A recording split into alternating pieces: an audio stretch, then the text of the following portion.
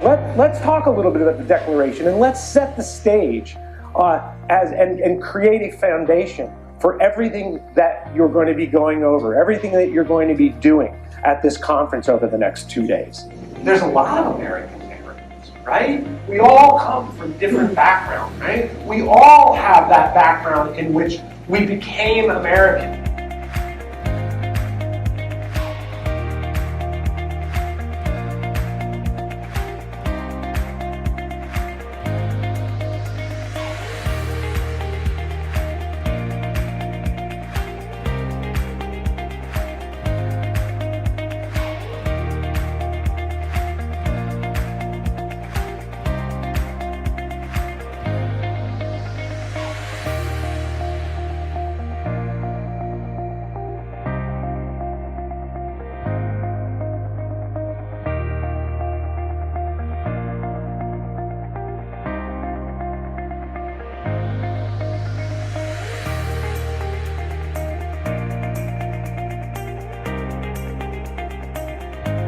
The people who set this program up for all of us to just attend here and learn so much about the Declaration of Independence and about different people's opinions about certain topics. It was really nice and enjoyable, and I honestly do recommend it for anybody who thinks about doing this. My favorite part has been really talking about the different kinds of concepts that really play into the American society and our democracy, and how they all interlink and how they all kind of mingle together to create what we see now as America.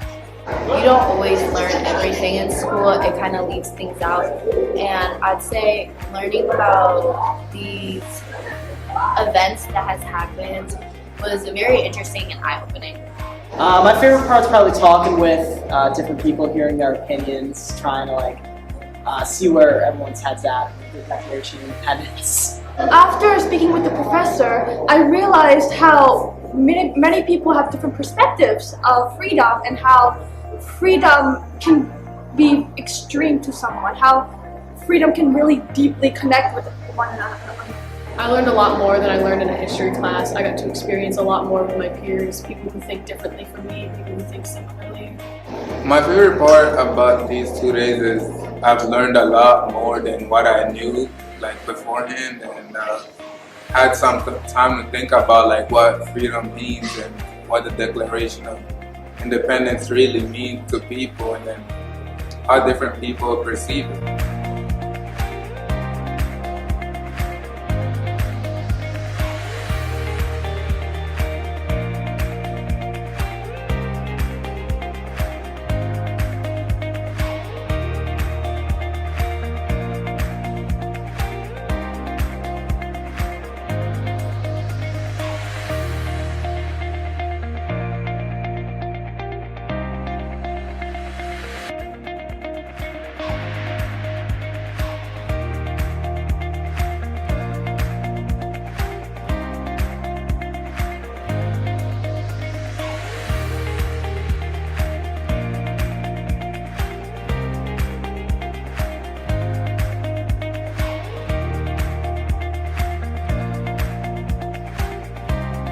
Yeah, both typically around elected leaders. We ostensibly stand for democracy and the freedom to elect your own representatives. But when it goes against our interests, we haven't always been committed to that ideal. Areas that are populated by a lot of minorities are typically underfunded by the government, which results in poorer education and lesser opportunities when it comes to the real world. I think that a trend here where we're talking about is instances that the government went against their own ideals.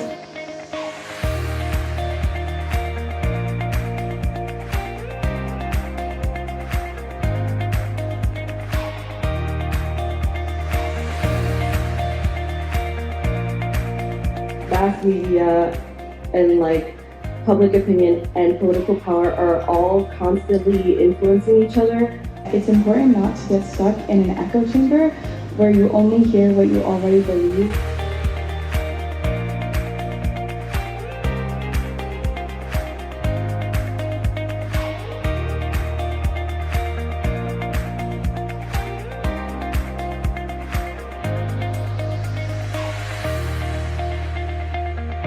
in the Constitution it says for life, liberty, and the pursuit of happiness, and overturning Roe v. Wade gave states power to decide how they should regulate abortions and medical care, and that is taking away liberty.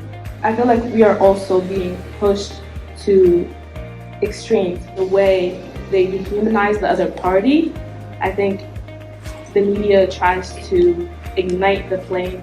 So one of the quotes I found that was like very profound in our reading was that American freedom has often been defined by its limits. Also talked about what it means to practice freedom, and so that's a topic that's completely intertwined with what he was talking about, which is the limitations of freedom. We do have the freedom of speech, but when your freedom impacts another's freedom, that's when there should be repercussions. I think that liberty and land kind of both tie into your identity. If you don't have liberty, you will not be able to have the freedom to choose your own identity. And I feel like having the liberty to be yourself, no matter where you are, whoever you are, I feel like that's really important. For everyone to have equal opportunities, so even though we don't look the same, our bodies don't feel the same, I think we should all have equal opportunities, because why does what we look like and how our body is define what job we get and how we're treated? It also goes off the person's feelings, so if someone doesn't feel treated equally, they might go out of that and then they won't be treated equally. And it connects to the idea of equity versus equality, that we give each other different things to make it equal, but not necessarily equality.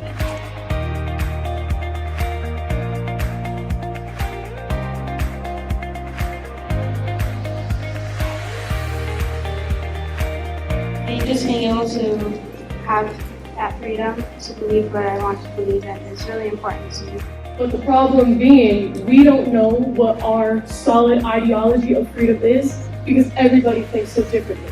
Kind of like we don't really talk about it. It's there, but we don't necessarily like bring it up as often as we should. Like, we are American citizens. They want the right to vote. They pay federal taxes. They get reduced benefits from those federal taxes. They absolutely both want and deserve the right to vote. Person in law should be a person who has those rights, basically just a citizen. In order to have equality, we would have to tear down these systems that have been there for years, and that is simply hard to do. And I don't think we'll ever get to a point where we can do that, but I think we can work and make our systems better. Thank you.